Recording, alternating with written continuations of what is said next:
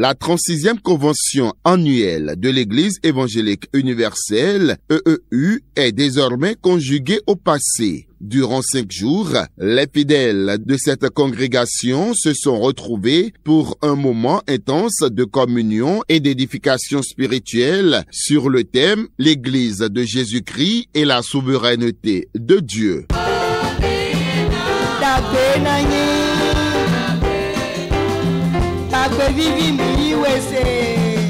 Dans un entretien exclusif, le président du comité exécutif de l'Église est revenu sur les temps forts de cette retraite spirituelle. Je rends grâce à Dieu pour tout.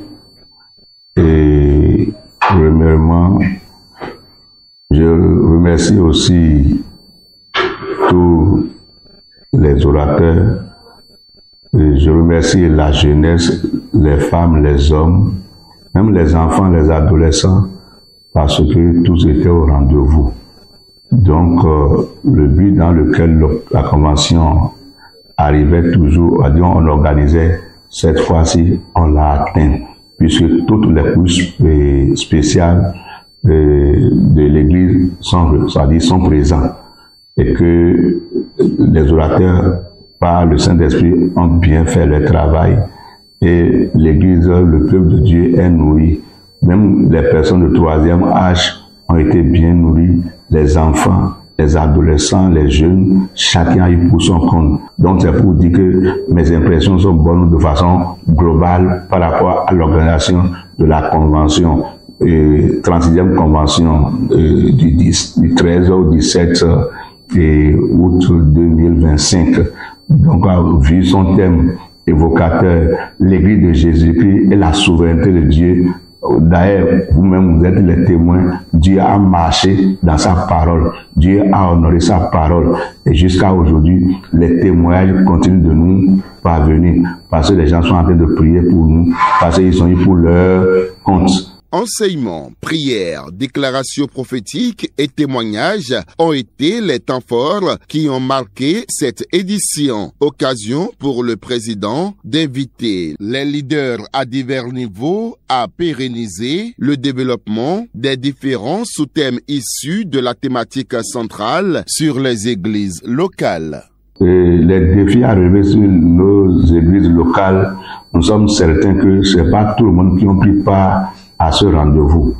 Ici et cela, alors que c'est un objectif global pour la dénomination, on doit reprendre les thèmes développés pendant nos conventions dans les églises.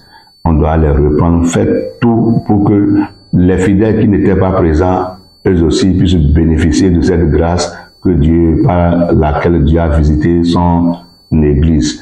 Et encore, après la convention, la première réunion du comité exécutif, on a débattu sur un point de façon qu'on a arrêté le mois de septembre pour continuer l'action de grâce pour la convention 2025 là. Donc on a voulu que chaque église locale choisisse un dimanche selon sa convenance parmi les 4 dimanches du mois de septembre pour organiser une action de grâce, toujours dans le but pour dire merci à notre Seigneur qui a permis l'arrivée des fidèles, le programme et le retour, et tout s'est bien passé. Les participants à cette convention sont repartis chez eux satisfaits. Occasion pour le président du comité exécutif d'adresser des requêtes au Père en leur faveur. Donc je prie que le Seigneur bénisse chacun. Le Seigneur, en retour, ce qui nous a enseigné, l'Esprit Saint conduit cela à l'application, et que chaque église, chaque pasteur s'organise pour des programmes de réveil, des programmes de combat spirituel, parce que les temps sont mauvais. Nous devons racheter le temps. Nous devons prendre les choses, le taureau par la corne, et vraiment jouer notre rôle, et que le Seigneur soit glorifié.